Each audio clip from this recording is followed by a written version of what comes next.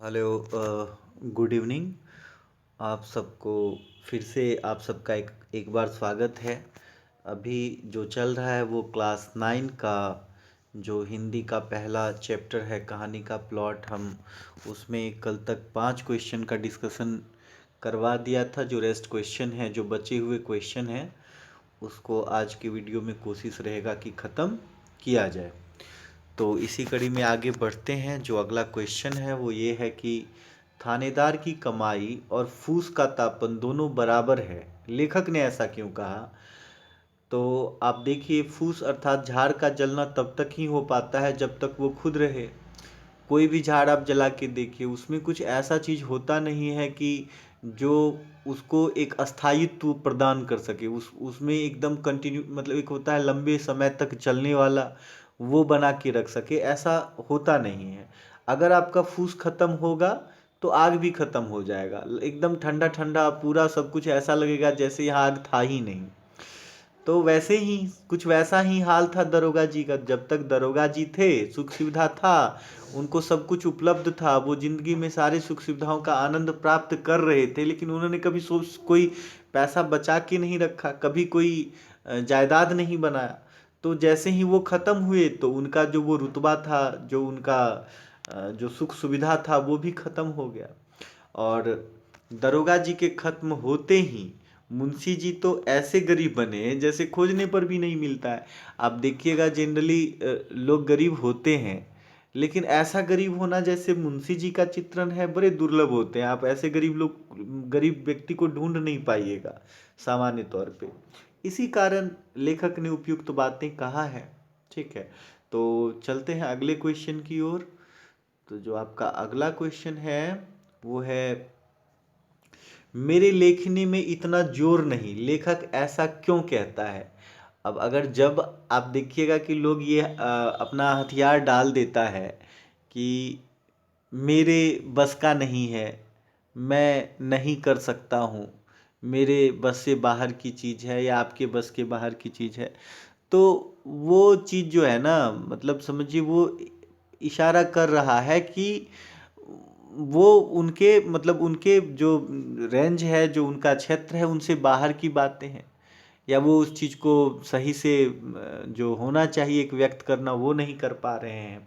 अब देखिए, मुंशी जी की बेटी भगजोगनी जो कि रूप लावण्य में बहुत ही सुंदर थी। कहानी के अनुसार उसकी सुंदरता जो था वो बहुत ही जो था विलक्षण था, बहुत ही सुंदर थी। मतलब लाखों करोड़ों में कोई एक हो ऐसी सुंदर थी।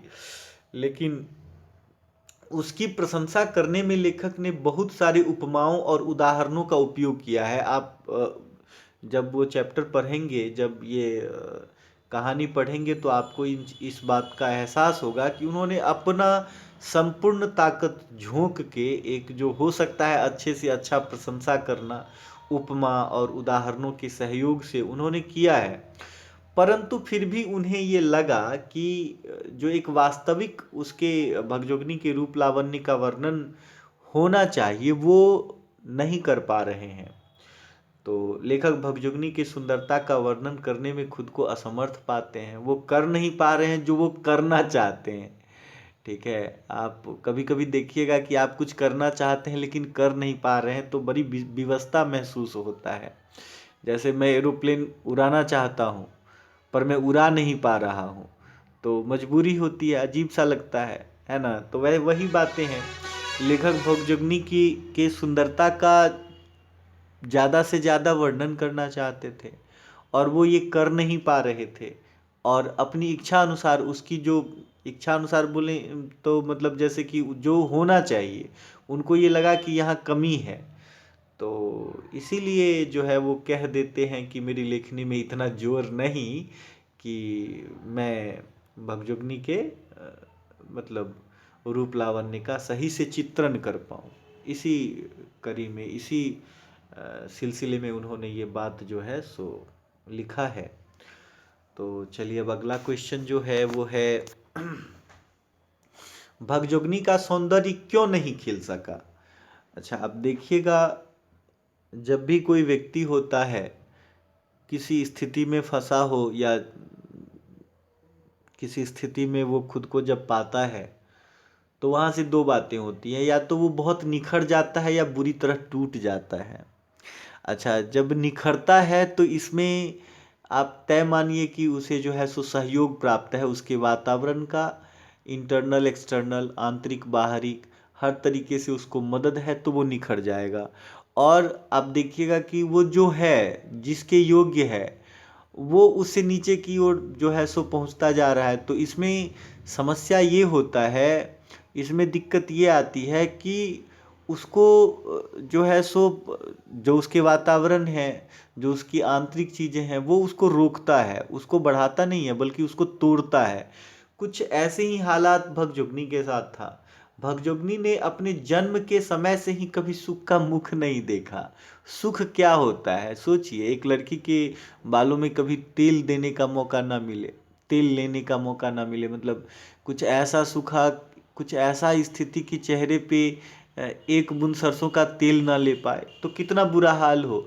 भगजोगनी के साथ कुछ वैसा ही स्थिति था। वो थी तो बहुत सुंदर, लेकिन वो जन्म से ही कभी सुख का मुख नहीं देखा, अभाव में ही जीती रही। अन्य सुख सुविधा की बात तो छोड़िए, उसको तो 2 जून का रोटी जैसे होता है खाने को मिल जाना, वो भी 2 वक्त की रोटी भी वो भी नहीं मिल पा रहा था। तो जहाँ खाने के लाले थे वहाँ मतलब सुंदरता को विस्तार देने वाला चीज कहाँ से मिलता।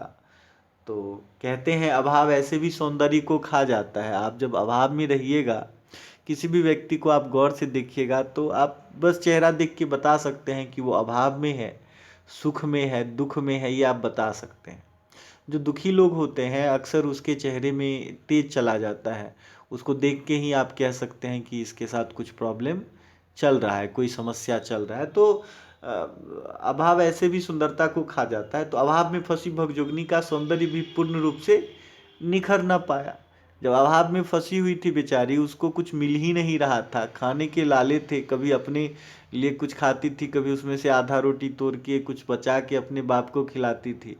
तो ये एक बड़ा ही दुखद स्थिति बना हुआ था। तो इसीलिए जो है सो लेखक ने कहा है कि भगजोगनी का सौंदर्य नहीं खिल सका। ठीक है, अब अगला जो क्वेश्चन है वो है प्रश्न 9। मुंशी जी गल फांसी लगाकर क्यों मरना चाहते थे? तो ये प्रश्न 9 है अगला, मुंशी जी गल फांसी लगाकर क्यों मरना चाहते थे?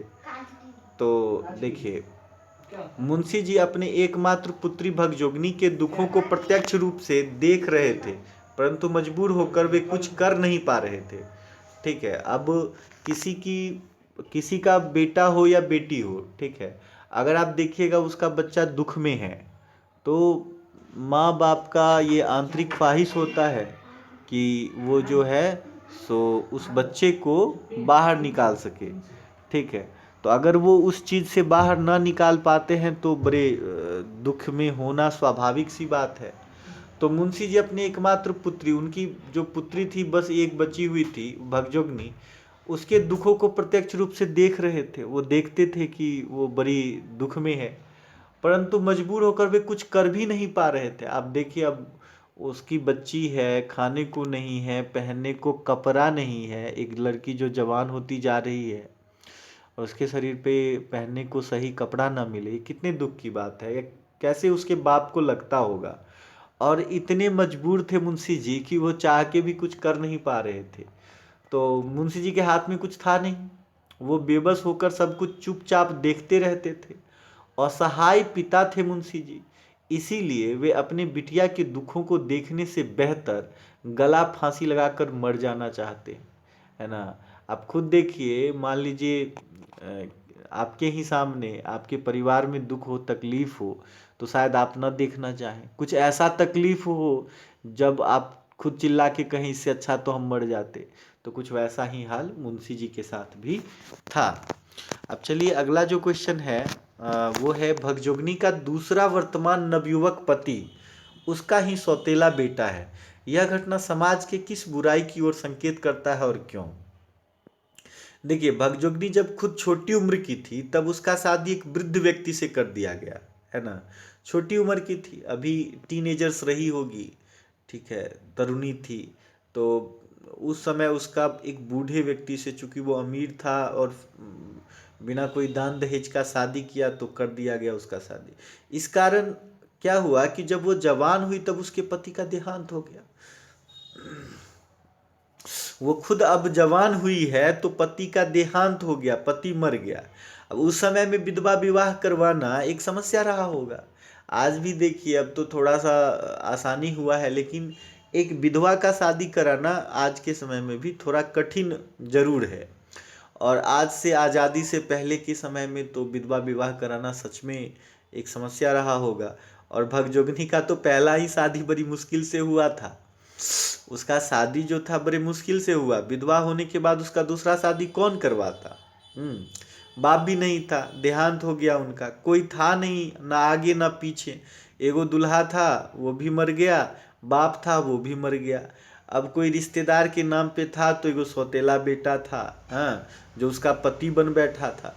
इस प्रकार वह अपनी दिवंगत पति का एकमात्र संपत्ति बन के रह गई।